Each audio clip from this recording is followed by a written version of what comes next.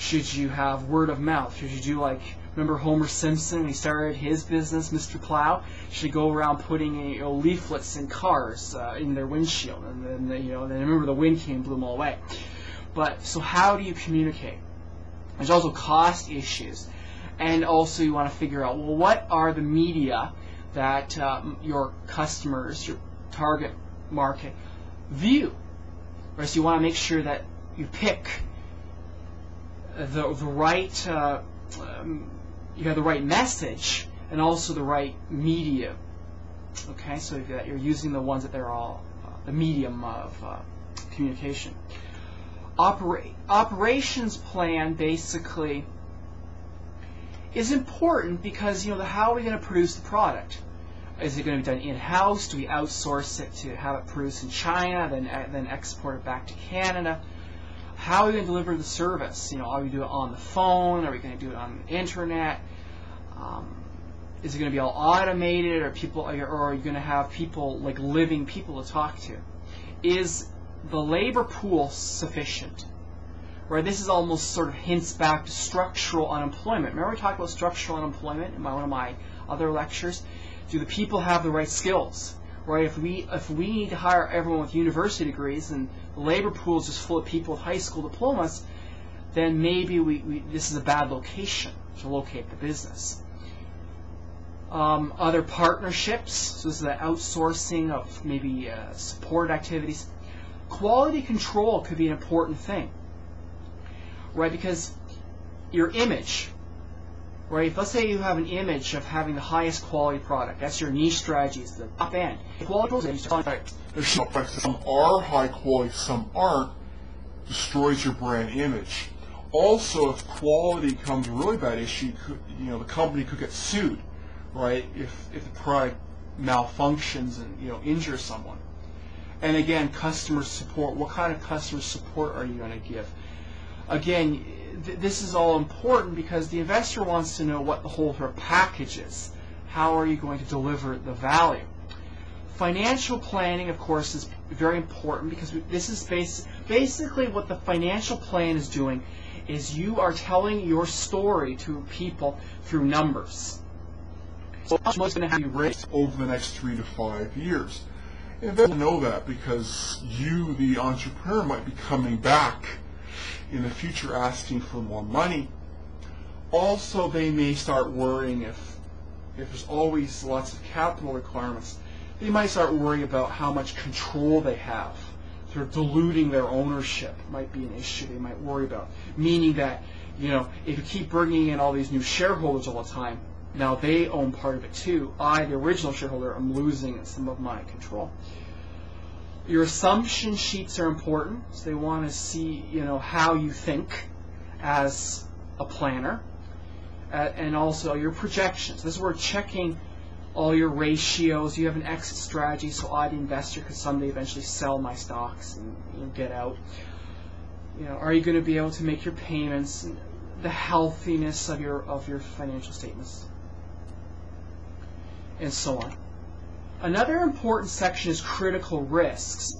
This part of the reason for having this is just to make sure that those entrepreneurs, with all those potential perceptual distortions and those cognitive foundations of entrepreneurship, those issues I talked about previously, that they're not being optimistic, planning fallacy. Everything's gonna be rosy.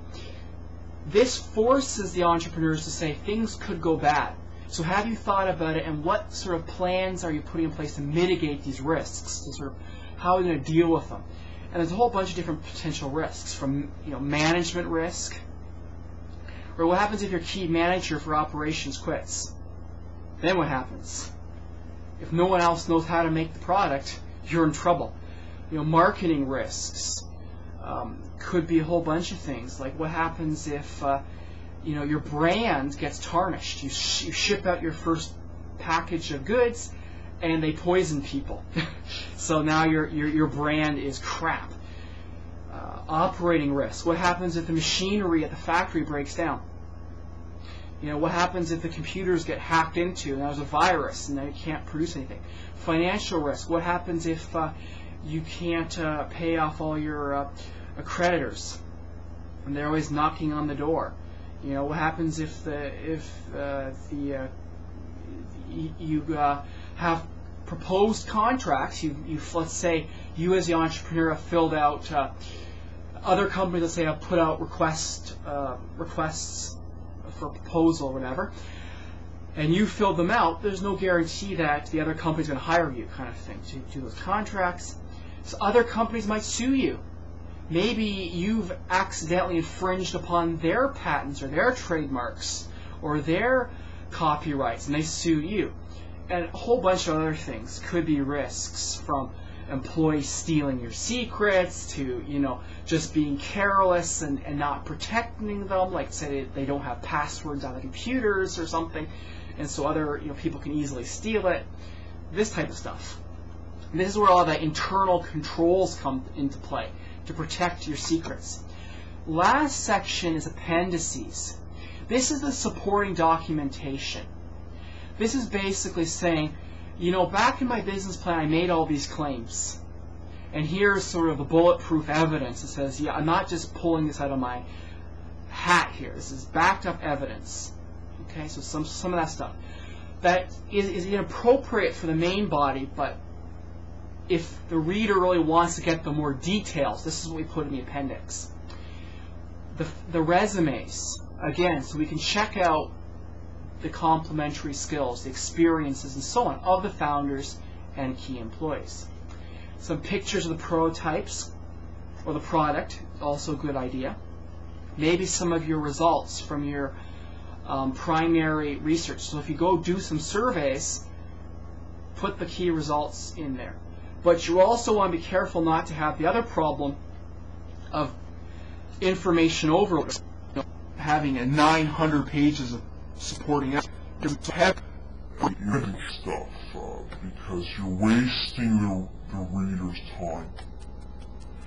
The last thing, actually, so that's pretty much the written plan. So this appendix is usually the last section of the written plan. Now let's say you sent off your business plan to potential investors. They've looked at it, they've read it, they like what they hear. They say, okay, these entrepreneurs, they might be winners. What they could do is ask you to come in and give a presentation. So what might happen, for instance, they might have a group of, let's say, angel investors. So let's say 7 men, let's say, who are 60 years old, and they have a little investing club. Okay, so a little group of angels. They call you in, and they say, Mick, give us a presentation. This is great. This is great news. So your business plan has got them excited, interested. They want to learn more. Again, this is normally done through PowerPoint. And why they do this is they're testing you. They're testing you to make sure you're knowledgeable, that you're not just, bullshitting the investors, that you actually can give them, real, credible answers. You can think on your feet. They're testing you to see how you think. How do you respond to new situations? They might throw some curveballs at you. And they will be tough. That's just the nature of them, because they have a lot of money on the line here. If they invest in you, they could lose thousands of dollars, millions of dollars maybe even. So they have to be tough. Right? So don't get all offended if they don't just believe you right away and take you on your word. And they might reject you. They might say, you know what, thank you for coming, but thanks but no thanks. This still could be a good thing for you, because you can ask them for feedback. Tell me where I went wrong. Well, what was good? What did I do bad? And maybe if you can rewrite it and then resubmit it, and the business plan for them to consider again. And that is that.